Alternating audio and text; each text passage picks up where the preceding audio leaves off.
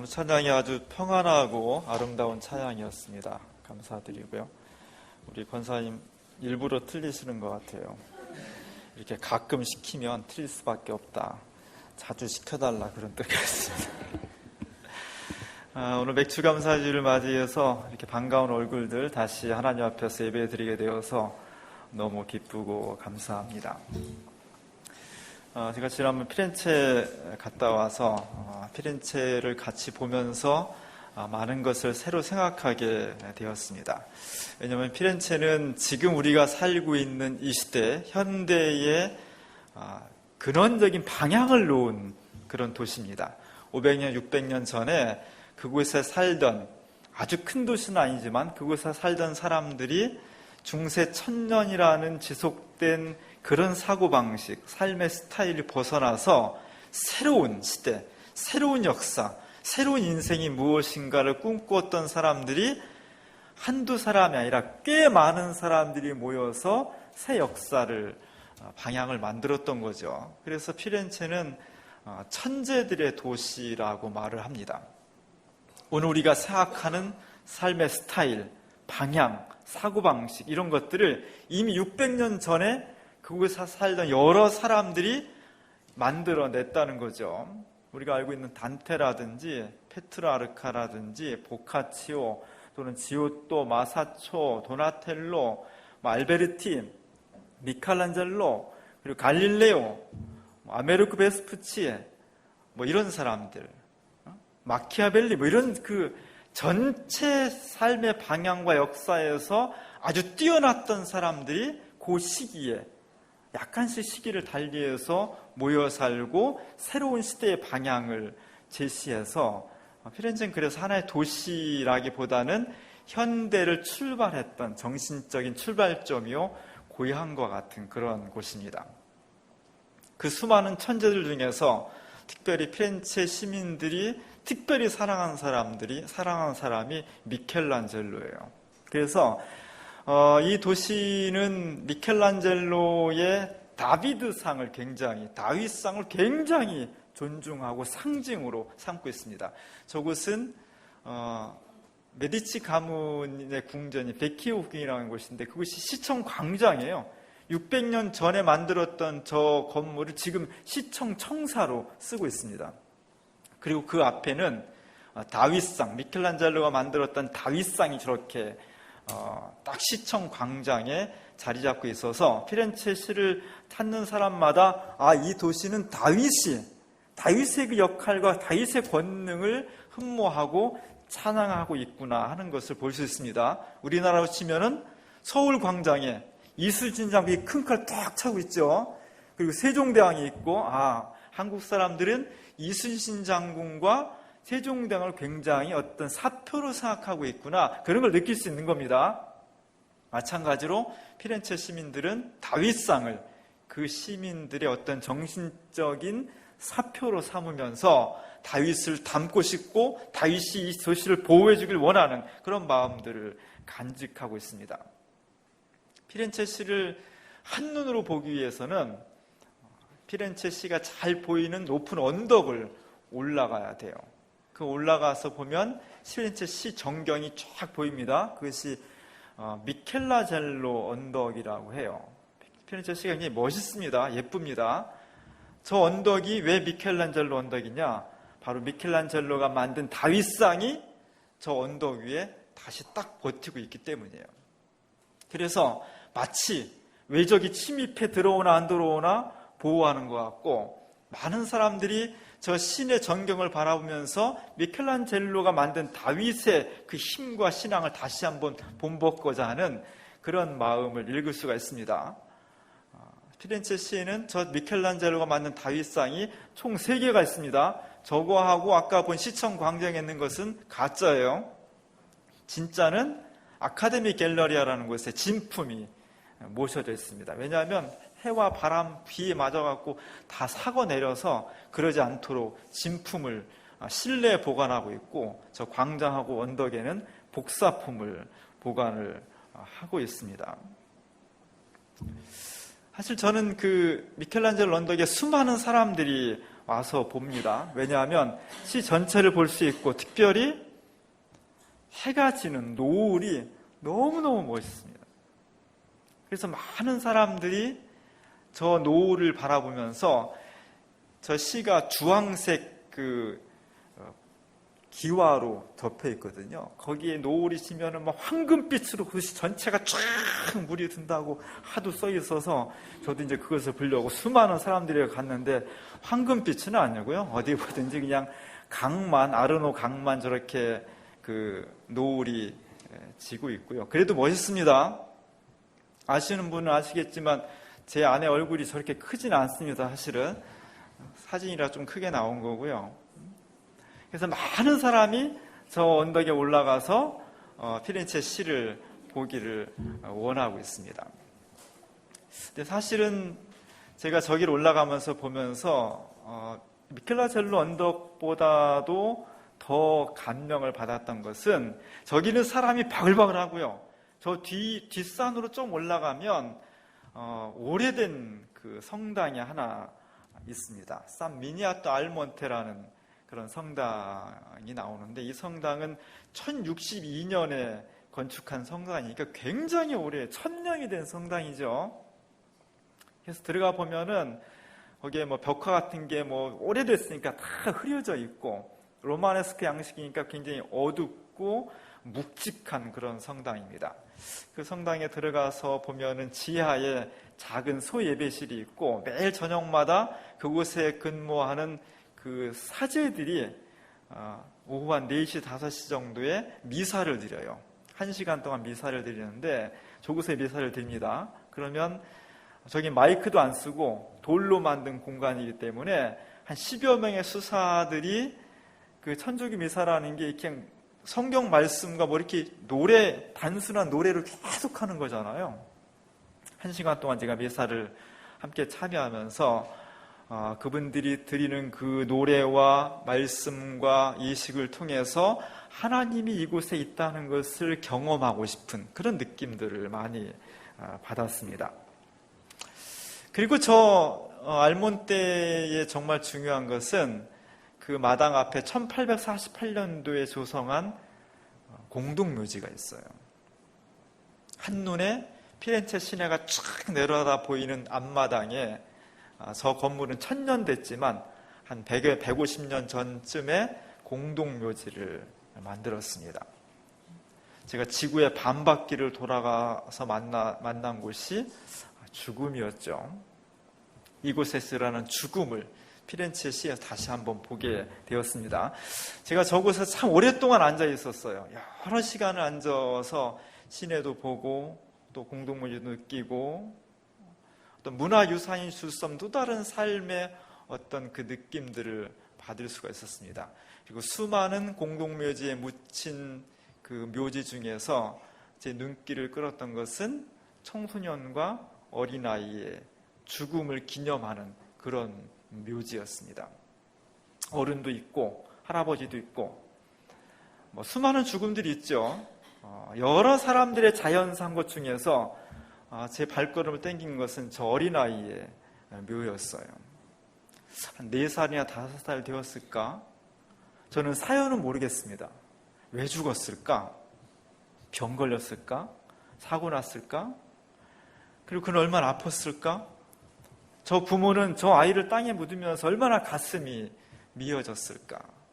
도저히 잊혀지지 않을 것 같아서 자기 아이와 비슷한 동상을 돌로 깎아서 저렇게 만들었죠. 저런 것들이 누군지는 모르지만 우리의 삶의 보편성, 내 생명이란 무엇일까? 내가 살아가고 있다는 건 뭐지? 우린 정말 연약한 존재인데 그런 느낌들을 받게 되는 겁니다. 그리고 가면서 중학교 국어 교과서에 실렸던 안톤 슈나의 우리를 슬프게 하는 것들이라는 에세이가 있습니다. 그래서 이런 구절들이 떠오르게 됐죠. 우리가 공동묘지를 지나갈 때 문득 여기 15살의 어린 나이로 세상을 떠난 소녀 클라라 잠들다. 이런 묘비명을 읽을 때, 그리고 클라라는 이 안톤 슈나의 어릴 때 친구였죠. 15살의 나이로 죽음을 맞이한 그 친구의 묘비 앞을 우연히 지나가될 때 우리는 슬픔을 느낀다. 우리의 산다는 것이 무엇인지, 생명이 무엇인지, 우리는 얼마나 연약한 존재인지, 우리는 그저 80, 90 평균 수명에 당연하게 살아가는 것처럼 생각되지만 사실은 조금만 눈을 옆에 돌려보면 정말 이해할 수 없는 안타까운 죽음과 삶들이 우리의 생을 교차하고 있다는 것, 그것을 다시 한번 느끼게 되었습니다. 오늘 우리는 다윗 왕의 찬양 시를 함께 보았습니다. 사실 사무엘하 22장은 굉장히 긴 시예요. 상당히 긴 시인데 우리가 알고 있는 것처럼 다윗은 이스라엘 역사상 최고의 절정기를 가지고 이루었던 왕입니다. 작은 국가였던 이스라엘을 아주 부국강병하게 만들어서 그 옆에 있던 여러 나라들을 다 복속시켜서 조공을 받고 똥똥거렸던, 그래서 이스라엘 역사를 보면은 이스라엘 역사에 여러 부침이 있는데 가장 절정기에 가장 강력한 그런 역사를 이루었던 것이 다윗 왕입니다. 오늘 제가 다윗 왕의 이 그림을 실었는데 이 다윗 왕의 모습은 그래서 굉장히 화려하죠. 그는 전사였고 신앙인이었고 또 나약한 인간이었기 때문에 자신의 욕정을 따라서 죄를 범한 그런 사람이었습니다. 그럼에도 불구하고 그는 여러 가지 위험과 고난과 승리와 죄와 영역으로 점철된 삶이었지만 마침내 그의 삶은 하나님께서 은혜를 베푸시고 축복을 받는, 그리고 본인뿐만 아니라 대대로 많은 자손들에게 왕조를 물려주는, 그래서 많은 이스라엘 사람들이 나도 다윗처럼 돼야지, 메시아가 태어난다면 다윗의 후손일 거야, 이런 기대와 믿음을 가질 정도로 흠모를 받는 그런 왕이었습니다. 그가 생애의 마지막에 이르러서 자신의 삶을 쭉 돌아보면서 노래를 하는 거죠. 그는 수금을 잘 타는 그런 사람이었습니다. 일개 목동에서 어느 날 사울 왕의 눈에 들었고 골리앗이라는 거대한 장수와 맞붙어서 믿음으로 이겼고, 그리고 많은 국민들의 추앙을 받게 되었고, 그러다가 사울 왕에 쫓겨나면서 블레셋 군에까지 가서 미친 짓을 해야 됐고, 죄를 지었고, 다시 영화롭게 되었고, 자기 아들과 전쟁을 벌여야 됐고, 여러 가지 인생의 슬픔과 고난, 기쁨을 다 누린 그런 왕이 마지막에 이르러 하나님 앞에 찬양을 드리는 겁니다. 그의 눈은 하늘을 우러르고 있습니다. 부귀영화를 입었지만 슬픔과 기쁨이 교차한 그런 삶 속에서 그는 하나님 앞에 오늘 22장을 통해서 이렇게 노래를 하고 있는 겁니다. 하나님은, 여호와는 나의 반석이십니다. 나의 요새입니다. 방패입니다. 구원의 뿔입니다. 하나님께서 나를 보호해 주셨고, 나의 정말 파란만장 인생 가운데에서 하나님 나를 붙들어 주시고 구원해 주시고 인도해 주시고 보호해 주셨습니다. 너무나 고맙습니다. 내가 환난 중에 있을 때, 내가 환난 속에 있을 때라도 하나님께서 나에게 나의 기도를 들으셨고 내 기도에 응답해 주셨습니다. 하나님께서는 정말 나를 순전한 가운데서 나를 백성으로서 지켜주셨고 인도해 주셨습니다. 이런 고백들을 하게 되는 거죠. 하나님은 하나님을 사랑하시는 백성들을 기뻐하시고 교만한 자를 낮추시는 그런 분입니다. 이런 고백도 하고 있습니다. 그리고 하나님께서는 여호와를 의지하는 모든 백성들에게 꼭 다윗뿐만이 아니라 하나님을 의지하고 그분을 믿고 신뢰하는 모든 사람들에게 방패가 되어주십니다. 이런 찬양을 했던 겁니다. 이 찬양이 왜 성경에 기록됐겠어요? 수많은 후대의 사람들이 다윗의 삶을 기억하면서 이 찬양을 읽었을 때, 맞아, 하나님은 정말 우리의 방패시고 요새이시고 보호자시고 구원의 뿔이고 우리를 인도하시는 우리의 구원자이시고 사랑하시는 분이야. 나도 그걸 믿어, 동감해. 이런 사람들이 많이 늘어났을 때 성경에 기록이 될 수 있었던 거죠. 오늘 우리는 그 신앙의 전통을 가지고 있는 겁니다. 역시 하나님은 구원의 뿔이십니다. 내가 환난을 당할 때 하나님께 기도했더니 우리의 기도에 응답해 주셨습니다. 우리를 보호해 주시고 사랑하시고 함께 하신 것을 너무나 감사합니다. 그런 내용들이 22장에 쭉 기록이 되어 있고 오늘 마지막 부분에 나와 있는 겁니다. 오늘 시에서 가장 중요한 부분은 사실은 47절이에요. 우리가 하나님 앞에 감사하며 찬양합니다. 그런데 왜 하나님을 감사하고 찬양하냐? 농사를 풍성하게 해줬으니까, 돈을 많이 벌게 해주셨으니까, 권력을 주셨으니까 그런 것도 있지만 사실 그보다 더 근본적인 이유는 하나님은 살아계신 하나님입니다. 오늘 47절에 여호와의 사심을 두고 살아계신 하나님이기 때문에 이 모든 것들이 가능한 것은 하나님이 죽으신 분이 아니라, 비인격적인 분이 아니라 지금도 살아계셔서 내 소리에 귀를 기울이시고 내 한숨을 달래주시고 내가 기뻐할 때 같이 덩달아 기뻐해 주시는 정말 인격적인 하나님, 정말 살아 생동한 하나님, 내가 믿는 하나님은 바로 살아계신 하나님입니다 하는 것이 여기에 중심입니다. 오늘 기독교 복음은 이 성경이 내용이 많아서 여러 가지 기독교 복음을 표현할 수 있습니다. 한 가지로 딱 줄이면 하나님은 살아계십니다. 예수 그리스도는 죽음을 이기시고 부활하신 그리스도입니다. 메시아입니다. 이것이 기독교 복음의 전체를 총괄한 한마디 문장이에요. 하나님은 살아계십니다. 예수는 죽음을 이기고 부활하신 그리스도입니다. 이것이 중요한 겁니다. 왜냐하면 특별히 오늘 우리가 살아가는 이 시대의 과제는 하나님이 죽었다고 선언하기 때문이에요. 오늘 우리 시대는 많은 과제를 가지고 있습니다.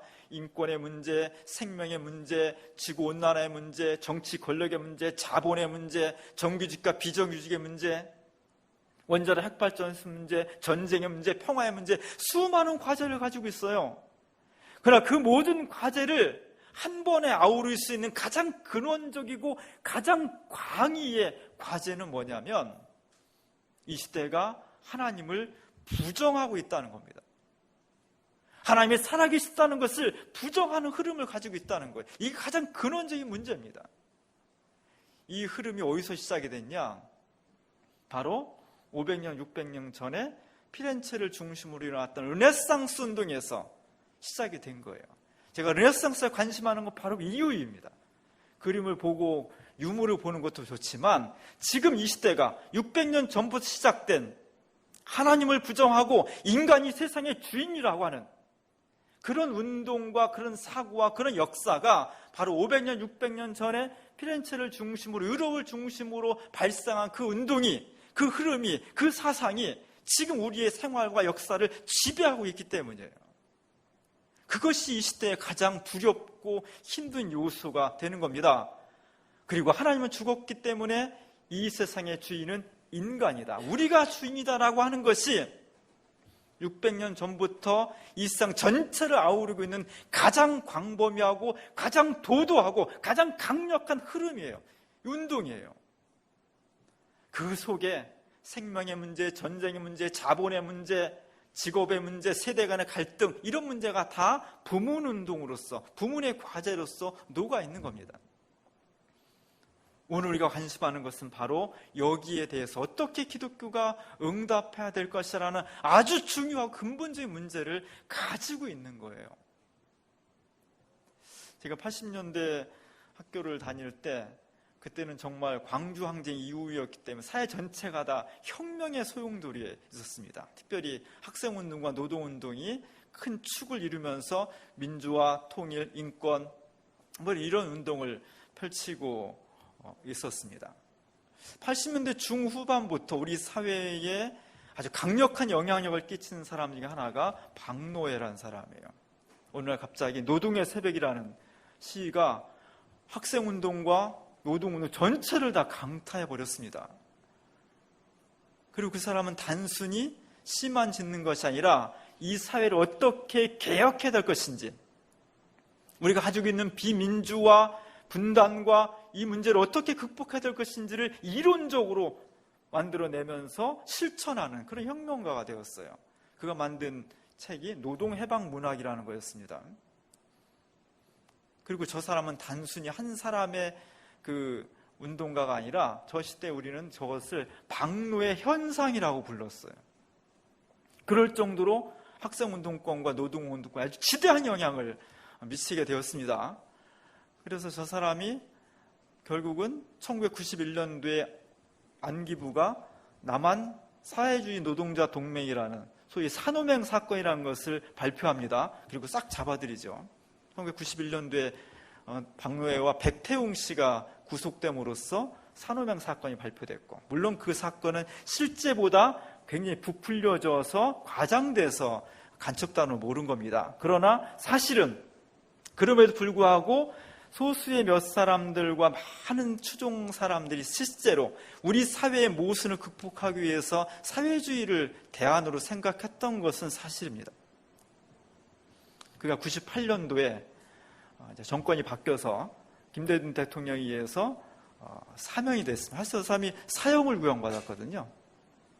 사형을 구형받았다가 무기징역을 선고받고, 그리고 8년 동안 복역하다가 사면으로 석방이 됐습니다. 지금은 그가 시인이면서 사진가이면서 세상을 새롭게 번역하는 그런 운동에 투신을 하고 있습니다. 세계 분쟁 지역, 가난한 지역 이런 데를 열심히 쫓아다니면서 사진을 찍고 시를 써서 사람들에게 호소를 하고 있습니다. 제가 98년도쯤인 것 같아요. 석방되고 얼마 안 돼서 아마 EBS인 것 같아요. 제가 자료를 못 찾았는데 제 기억에 EBS에서 이 사람을 워낙 10년 전에 대단한 사람이었으니까 사회자가 불러서 대담을 했어요. 그리고 이렇게 물어봤습니다. 근 10년 사이에 사회가 엄청나게 변했다. 뭐가 변했냐면 1990년도를 기점으로 해서 사회운동과 노동운동이 급격하게 쇠퇴합니다. 왜냐하면 동독이 무너졌고 소련이 무너졌고 중국이 노선을 바꿨기 때문에 사회주의권이 붕괴한 거예요. 또 하나는 우리가 그토록 고통스러워했던 군부 독재가 막을 내리고 드디어 우리나라는 민주화 시대가 열리게 된 거죠. 이런 급격한 사회 변화를 바라보면서 사회주의를 목숨을 걸고 운동을 했던 박노해 씨, 당신은 사회주의에 대해서 어떻게 생각하십니까? 이렇게 물어봤어요. 제 기억에 박노해 씨가 이렇게 대답했습니다. 사회주의란 뭐냐? 첫 번째, 이념으로서의 사회주의가 있다. 이데올로기로서. 자본주의와 대립하고 계획경제를 세워서 나중에 지상낙원을 이루는 그런 이데올로기로서의 사회주의가 있다. 또 하나의 사회주의는 사회주의가 취하는 가치, 사람답게 사는 세상, 돈 많은 사람과 가난한 사람이 이렇게 불평등하지 않은 세상, 정규직과 비정규직 이렇게 차별받지 않는 세상, 모두가 다 차별 없이 행복하게 살아가는 평등, 자유, 정의 이런 것들이 이루어지는 사회주의적 가치가 있다. 세 번째는 소련이나 중국, 북한, 동독 이런 나라처럼 현실 사회주의 국가가 있다. 나는 이 중에서 현실 사회주의 국가는 이제 망했다고 생각한다. 그러나 사회주의 이념이 가지고 있는 가치, 인간으로서 평등하게 살고 정의롭게 살고 함께 공동체로 살고 자유롭게 살고 차별 없이 살아가는 사회주의 가치는 나는 영원히 의미가 있다고 생각한다. 이런 이야기를 했던 것이 제 기억에 오랫동안 남아 있습니다. 이것을 기독교식으로 다시 이야기를 하면 기독교 신앙이란 무엇인가? 이렇게 물어본다면 기독교 신앙은 이렇게 말할 수 있어요. 첫 번째, 하나님은 살아계신 하나님입니다. 이 세상을 창조하시고 인간을 만드시고 지금도 우리 곁에 계셔서 우리의 삶을 개입하시고 주관해 가시는 그런 하나님의 존재를 믿는 것, 그것이 기독교 신앙입니다. 두 번째는 기독교인 가치를 믿는 것, 기독교의 가치인 사랑, 평화, 정의, 생명, 자유 이런 것들을 실현하기 위해서 믿는 것. 세 번째는 현실 교회가 되겠죠. 똑같이 이 중에서 어떤 것이 소중하고 어떤 것을 믿을 수 있냐고 이야기한다면 현실 한국교회, 특별히 한국교회는 많은 부분 개혁이 돼야 돼요. 어떤 면에서는 근본적으로 뒤집어 엎어야 될 정도로 한국교회는 많은 부분 모순을 가지고 있습니다. 그런 면에서 굉장히 절망적이에요. 그리고 기독교적 가치는 우리 모두가 다 공유해야 될 아주 소중한 것입니다. 그러나 정말 중요한 것은 기독교 가치도 중요하고 현실 교회 개혁도 중요한데 정말 중요한 것은 기독교 신앙은 하나님이 살아계시다는 고백 속에 있는 거예요. 이것이 중요한 겁니다. 이거 잘 들어야 돼요. 우리가 기독교 가치를 공유할 수 있어요. 믿지 않는 사람도 그래 사랑하라는 거 좋지. 교회 가면 뭐 나쁜 소리는 안 하지. 좋은 소리 하지. 이렇게 할 수 있습니다. 그러나 그것이 중요하다 할지라도 정말 살아계신 하나님, 오늘 다윗이 고백하듯이 내가 어려울 때 내 소리에 귀 기울여 주시고 내가 환난에 처했을 때 나를 보호해 주시고 나를 구원해 주시고 내게 다가오신 하나님, 지금도 살아계셔서 숨쉬고 나에게 손잡아 주시고 나를 인도하시는 하나님, 그 하나님의 존재를 우리가 긴가하거나 불확실하거나 흐려버리면 나머지 다 무너질 수밖에 없다는 거예요. 살아계신 하나님이 가장 중요한 기독교 신앙의 근거가 되는 겁니다. 오늘 우리가 현실 교회를 개혁해야 되겠습니다. 새로워져야 돼요. 오늘 우리가 주민교회를 새롭게 되고 주민교회를 새롭게 개혁하자는 것은 단순히 나만을 위한 것이 아니라 주민교회 개혁이 한국교회 개혁에 연결되어 있고 한국교회 개혁이 세상을 새롭게 하는 운동에, 하나님 나라 운동에 직결되어 있기 때문입니다. 여기서 중요한 것은 그래 기독교에서 말하는 사랑, 평화, 정의, 생명 다 좋은 거지 여기에 머물러서는 안 된다는 거예요. 그 가치는 누구나 공유할 수 있습니다. 그러나 정말 중요한 것은 정말 우리가 믿는 여호와 하나님이 우리 가운데 살아계시다는 것, 이 모든 것이, 이 모든 가치와 현실 교회의 기초가 오늘 다윗이 고백하듯이 하나님은 살아계십니다. 어떤 세상의 원리나 도덕이 아니라 우주적인 법칙이 아니라 정말 살아계신 하나님, 내게 지금 다가오시고 나와 함께 호흡하시고 내 소리에 귀 기울이시고 응답하시는 인격적인 하나님, 그 하나님이 우리 가운데 있다는 것을 확실하게 고백해야 돼요. 그러지 않으면 우리는 이 거대한 인간 중심주의의 600년 전부터 시작된 도덕의 신을 부정하고 인간이 신이라는 이 인신의 시대에 우리는 휩쓸려 갈 수밖에 없다는 거예요. 이런 절박함을 가져야 돼요. 두려움을 가져야 돼요. 교회 나오는 건 너무 좋은 일이지만 교회를 교양으로 나오지 않았으면 좋겠습니다. 교회를 내 문화생활 하나로 나오지 않았으면 좋겠어요. 주민교회 나올 때 누굴 만나기 위해서 친교 위주로 나오지 않았으면 좋겠어요. 우리가 나오는 것은 그 어떤 기독교적 가치보다도 하나님께서 지금 내 가운데 살아계시다는 것을 체험하고 증언하기 위해서 나오는 거예요. 그래서 기독교인들은, 세상을 변혁하기 위한 기독교인들은 누구보다도 하나님 앞에 두렵고 떨리는 심정으로 서야 되는 겁니다.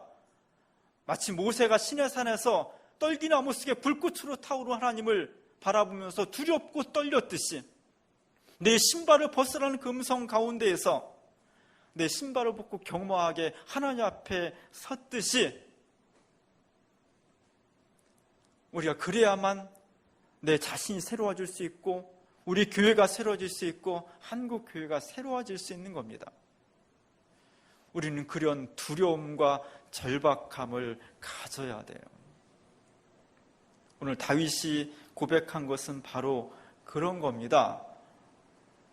하나님을 믿는다는 것, 내가 신앙생활 한다는 것은 여러 가지로 설명할 수 있지만 가장 근원적이고 가장 중요하고 가장 최종 목적지인 것은 하나님이 성경에 증언되어 있고 예수 그리스도를 통해서 우리에게 보여주시고 그 위에 수많은 신앙의 선배들을 통해서 우리가 증언해 주고 있는 그 하나님은 어떤 원리나 도덕적 가치 이런 것이 아니라, 그런 것에 머무는 것이 아니라 살아계신 하나님이라는 것,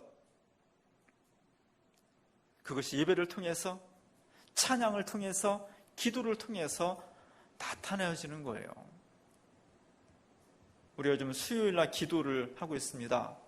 여러분들이 나와서 기도하고 있는데 그것은 바로 하나님을 더 가깝게, 정말 하나님이 고상한 도덕이 아니라 내 속에 살아 움직이시는 살아계신 하나님인 것을 느끼기 위한 방편이에요.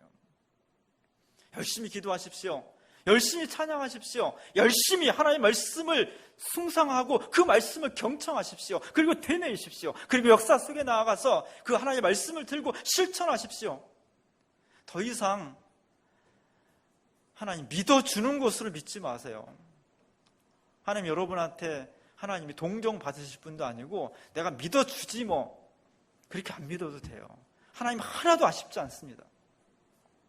하나님은 살아계신 하나님이에요. 내 인생 속에, 내 가정 속에, 내 역사 속에 지금도 살아있어서 나를 일거슬쩍 보고 계시고, 내가 어려울 때 나를 구원해 주시고, 내가 잘못될 때 나를 바른 길로, 채찍으로 인도하시는, 그래서 죽음이 아니라 생명의 길로 인도하시는 그 하나님이 고상한 법칙이나 도덕이 아니라 살아계신 하나님. 오늘 다윗이 얘기했듯이 하나님은 살아계십니다.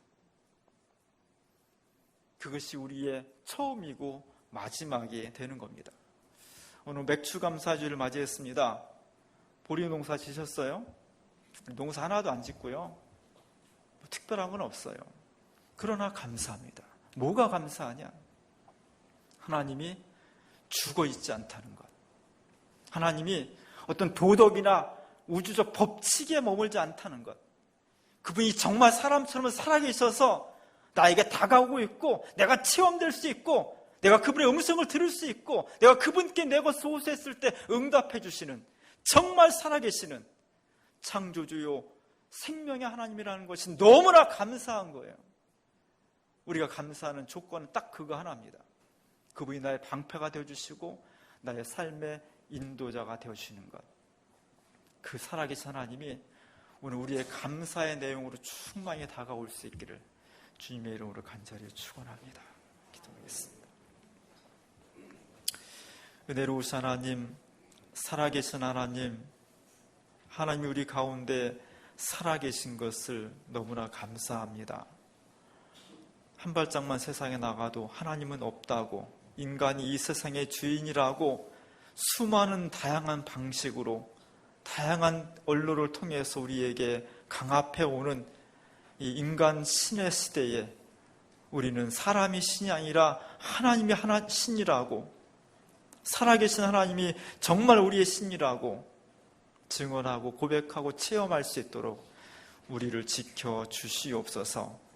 그 살아계신 하나님 앞에 우리의 삶의 터전을 놓으며, 살아계신 하나님 너무나 고맙습니다, 감사합니다, 이렇게 기도하고 찬양할 수 있는 우리 모두가 될 수 있도록 인도해 주옵소서. 예수님의 이름으로 기도합니다.